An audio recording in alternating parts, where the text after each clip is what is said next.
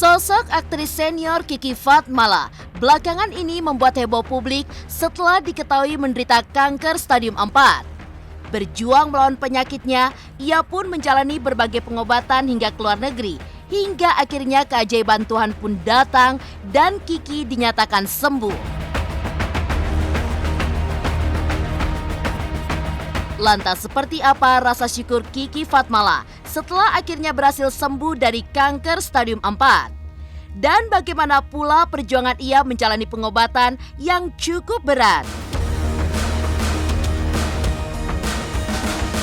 Di sisi lain, saat pertama kali mengetahui mengidap kanker stadium 4, Kiki Fatmala dan suami pun tidak pelak dilanda kesedihan hingga menangis berhari-hari. Lantas apa yang membuatnya kembali optimis?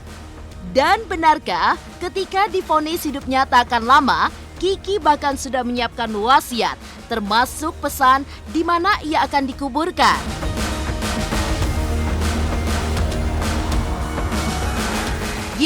Tidak pernah menyangka bahwa dirinya akan terkena kanker ganas, padahal belum pernah sekalipun muncul gejala. Lantas benarkah ada riwayat penyakit kanker di keluarganya? Pemirsa, bersama Intens Investigasi, kami hadirkan kabar terkini, terpercaya, dan teraktual. Tetapi sebelumnya, jangan lupa untuk like, subscribe, dan juga share channel YouTube ini.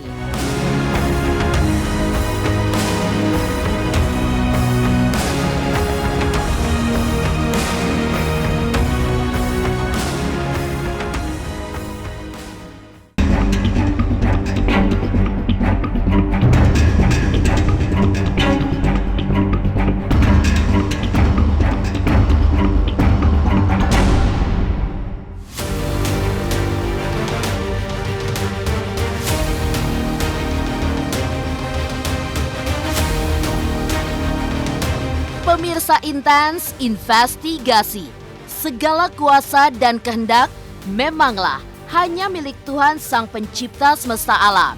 Hal itu yang dirasakan aktris senior Kiki Fatmala yang ternyata selama ini diam-diam berjuang melawan penyakit kanker ganas dengan kategori stadium 4.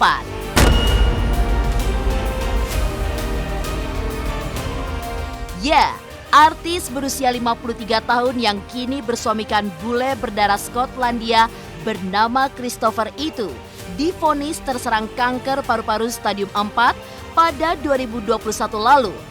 Padahal selama ini ia mengaku selalu mempraktekkan gaya hidup sehat. Tak heran saat mendengar kabar itu, Kiki dan sang suami merasa seketika dunia runtuh. Namun kini, puja dan puji syukur pun dipanjatkan oleh Kiki Fatmala lantaran sudah dinyatakan sembuh dari penyakit ganasnya.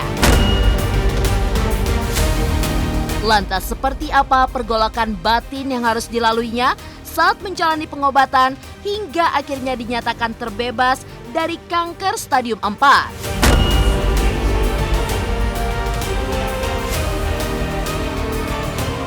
Nah itu yang aku aneh gini. Biasanya katanya orang, tapi ini aku nggak alamin. Katanya orang kalau udah stadium 4, kenapa orang bisa tahu cancer stadium 4? Karena dia udah ada tanda-tandanya. Orang bisa ada tanda-tanda baru pergi ke dokter. Dokter bilang, oh ini udah stadium 4, kan begitu. Kalau aku nggak ada tanda-tandanya. Jadi aku bingung, aku tuh kenapa bisa ketahuan cancer karena aku mau general check up, bukan ada tanda-tanda. Aku nggak ada tanda-tanda, katanya kalau udah stadium 4 tanda-tanda batuk, keluar darah, badan lemes, meriang, udah nggak enak gitu badan. Aku tuh nggak ada tanda-tanda seperti itu. Jadi aku tiap hari masih olahraga karena aku nge-gym kan deket banget di sini. Tinggal jalan sehari itu aku 2 kelas, aku ikut spinning sama yoga. Ntar aku ikut yoga sama body pump. Jadi waktu aku ikut olahraga sehari 2 kelas, aku tuh udah punya cancer. Jadi aku nggak tahu dan nggak rasa, nggak lemes, nggak apa, dan aku juga bingung gitu loh. Nggak ada tanda-tandanya, nggak ada sign-nya untuk aku sakit tuh nggak ada. Jadi kalau aku nggak general check up, Ya, nggak ketahuan. Aku di Singapura, dokter Singapura yang mengatakan kalau aku sembuh, bukan dokter yang kemo di Indonesia. Tapi setelah aku 6 kali kemo, aku pergi ke Singapura, itu pun di PET scan dulu, dilihat hasilnya, sama MRI, dilihat udah lari ke otak atau belum. Ternyata baik-baik aja semua, bersyukur semua baik-baik aja. Pas dokter bilang, oh udah stop kemonya yang ke-6, aku yang oh thanks God, aku yang benar-benar aduh nggak henti-hentinya aku mengucap syukur.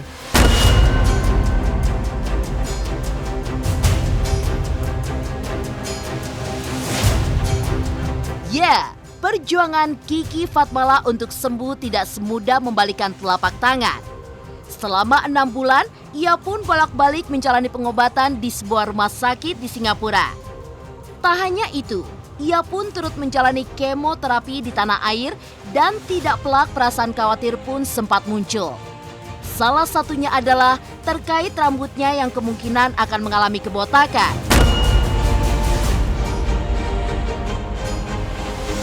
Beruntungnya, keajaiban dari sang pencipta akhirnya datang dan memayungi pemeran utama film hantu Jembatan Ancol tersebut.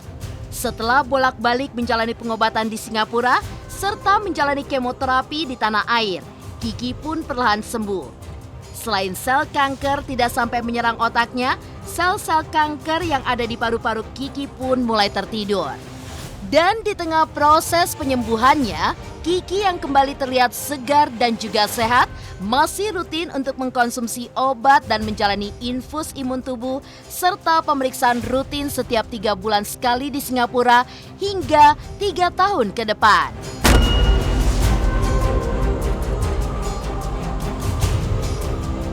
Kabar kanker kan langsung pikir parah, yang negatif. Kanker banyak, kanker meninggal, rontok, botak, weak.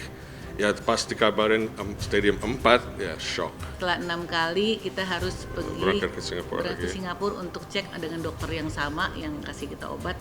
Di sana dilakukan PET scan dan MRI otaknya. Ternyata ya bersyukur sekali hasilnya bagus. Di MRI otaknya nggak naik ke otak, kansernya nggak lari ke otak karena yang paling dekat dari paru-paru kan di tulang belakang dengan otak. 3 tahun ke depan. 3 tahun ke depan harus dicek terus biar benar-benar ngomong cancer free itu lepas 3 tahun. Tapi sekarang belum ya. Sekarang cancer free enggak, kan semua orang ada cancer, cuma cancer Kiki udah tidur. Tumornya hampir nggak kelihatan lagi sama sekali. Itu juga harus lanjutin imunologi aja buat badannya kuat aja. Nggak, keobatan cuma imunologinya per 3 minggu. Imunologi. Itu cuma setengah jam. Ini benar-benar kita selalu bilang ini mukjizat. Ya. Masalah tetap ada, tapi pertolongan Tuhan itu menyertai kita selalu. Sampai kita kadang-kadang gini. Nggak percaya. Nggak percaya? Ya, saya dari dulu namanya critical thinking. Saya nggak percaya dengan gitu. Kerja saya mau cek detail-detail kan, tapi yang jalanin ini 5 bulan ini semua hari, every week ya ada miracle.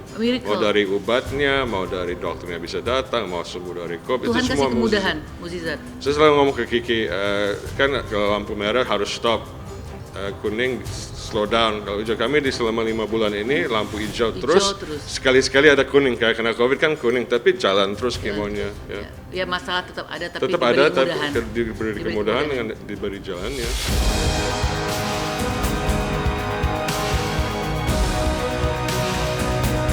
Saat pertama kali mengetahui mengidap kanker stadium 4, Kiki Fatmala dan suami pun tidak pelak dilanda kesedihan hingga menangis berhari-hari. Lantas apa yang membuatnya kembali optimis? Dan benarkah sempat divonis hidupnya tak akan lama? Kiki bahkan sudah menyiapkan wasiat, termasuk di mana ia akan dikuburkan. Pemirsa Intens Investigasi, jangan lupa untuk like, subscribe, dan juga share channel YouTube ini. Hai, saya Ashanti mengucapkan selamat Hari Raya Idul Fitri 1443 Hijriah. Mohon maaf lahir dan batin.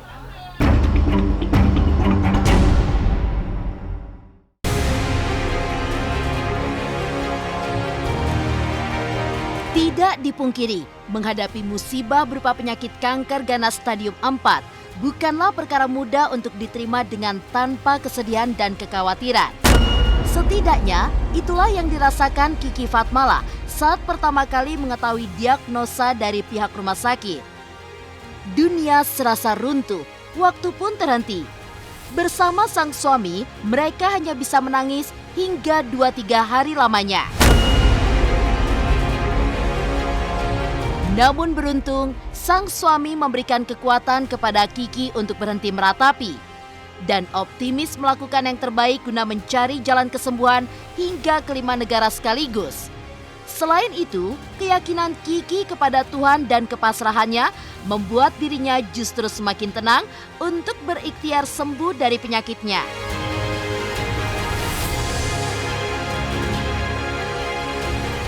November. Iya. Ya, Hari 19 Senin. hari Senin dia inget semua yang ngurusin soalnya.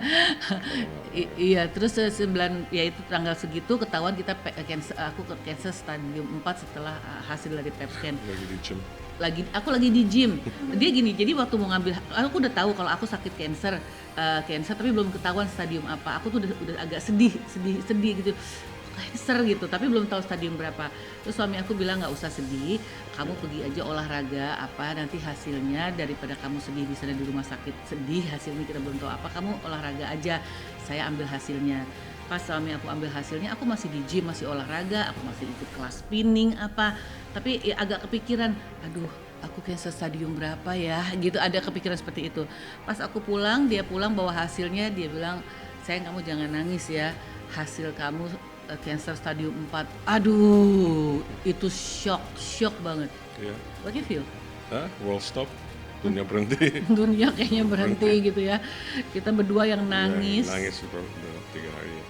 Ya, 2-3 hari Dua- nangis aja. Iya, kamu bilang gini, Nggak boleh nangis lagi. Nggak boleh nangis lagi, harus positive thinking, harus jalanin. ya sekarang stepnya ke depan apa nih? Kita harus berobat gitu. Jadi karena udah stadium 4, jadi kita udah nggak usah nangis.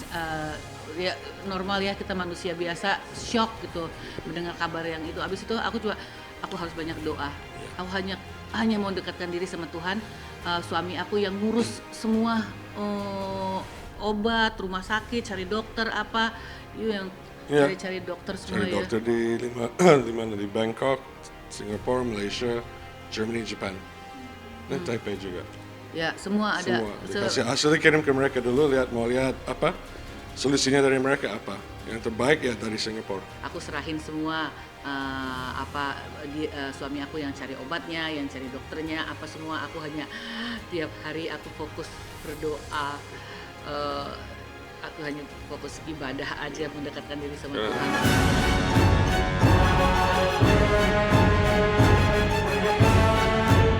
Ya, di saat kesedihan menyambar, Kiki Fatmala sampai memikirkan segala kemungkinan terburuk yang harus dihadapinya, termasuk jika memang ditakdirkan meninggal dunia. Terlebih, ia pun sempat menerima vonis dokter bahwa hidupnya tak akan lama lagi. Sehingga hal itu pun sempat membuat kalut pikirannya dan sang suami. Bahkan ia sudah sampai memikirkan untuk membagi warisan dan menentukan tempat untuk penguburannya. Tak hanya itu, sang suami pun sudah merencanakan untuk pergi dari Indonesia jika memang takdir mengatakan dirinya harus ditinggal oleh Kiki.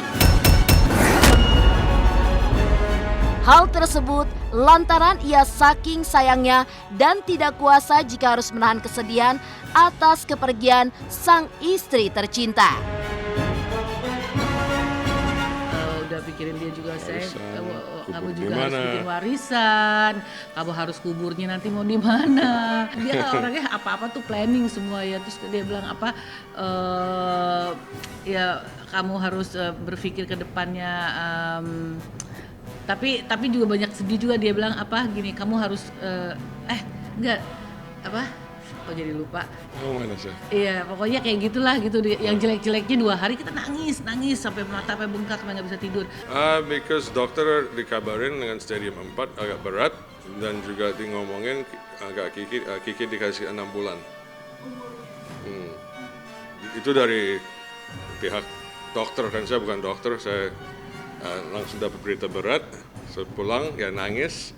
Dengan kelihatan dari scan-nya itu di paru kiri dan kanan, bukan cuma satu tempat, tapi udah terpapar ke paru, itu juga namanya stadium 4 yang metastasis. Ya, so langsung pikirannya oke, kamu mau kubur di mana, warisannya di mana, saya tinggal di mana.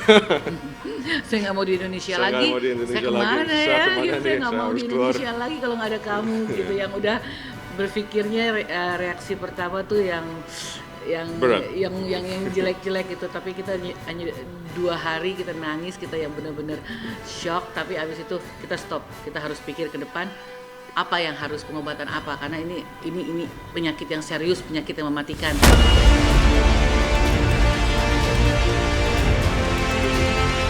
Tidak pernah menyangka di benak Kiki Fatmala bahwa dirinya akan terkena kanker ganas. Padahal belum pernah sekalipun muncul gejala. Lantas benarkah ada riwayat penyakit kanker di keluarganya? Dan seperti apa kronologi saat ia dinyatakan mengidap penyakit tersebut?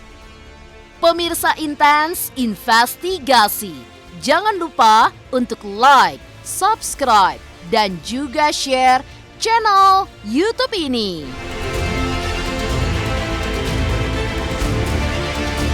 Halo, saya Chico Jericho. Saksikan terus Intens Investigasi yang tayang 3 kali sehari, Senin sampai Sabtu. Jangan lupa like, share, dan subscribe.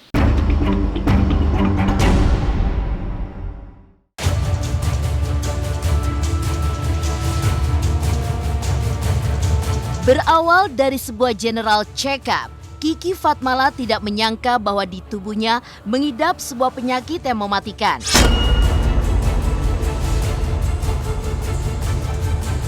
Kala itu, sang suami yang meminta untuk dirinya menjalani pengecekan kanker, lantaran khawatir sejumlah kerabatnya divonis penyakit tersebut.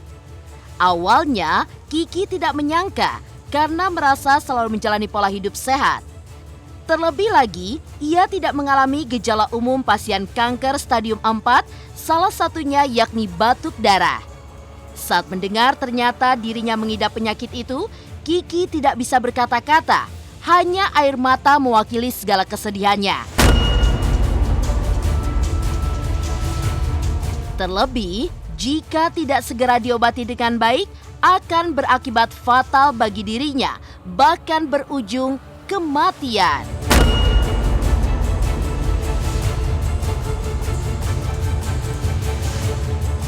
Awalnya aku tuh general check up. Setiap tahun aku selalu general check up setiap tahun. Akhirnya pada bulan November awal suami aku bilang, sayang, kamu general check up? Iya, general check up. Tapi aku tuh tiap tahun selalu general check up. Cuma miss 1 tahun di tahun 2020 aku nggak general check up karena COVID lagi tinggi-tingginya. Kita nggak bisa pergi ke rumah sakit karena COVID waktu itu. 2021 suami aku punya temen 2 orang kena cancer. Dua-duanya karyawannya sakit cancer gitu. Terus dia bilang, gimana kalau general check up ini saya mau cek juga cancer marker kamu. Sebelumnya waktu aku general check up, aku nggak pernah cek cancer marker gitu, cek untuk cancer. Soalnya kita kalau nggak pakai bilang mau cek cancer, nggak bisa kelihatan kita ada cancer atau enggak.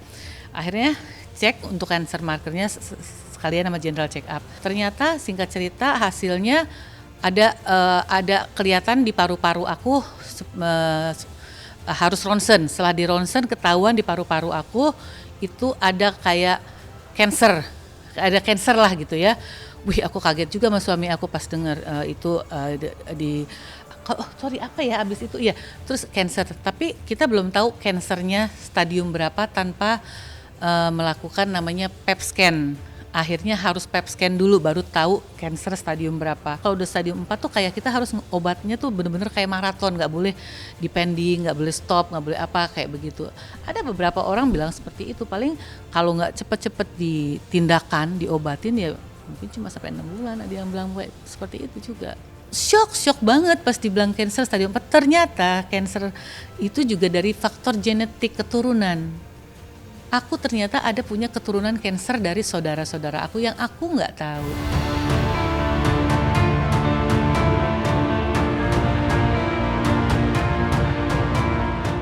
Demikian pemirsa, kabar terkini, terpercaya, dan teraktual yang kami hadirkan hari ini. Saksikan terus Intens Investigasi setiap hari Senin sampai dengan Sabtu. Tayang 3 kali sehari, yaitu pada pukul 11 siang, 3 sore, dan 7 malam hanya di YouTube channel.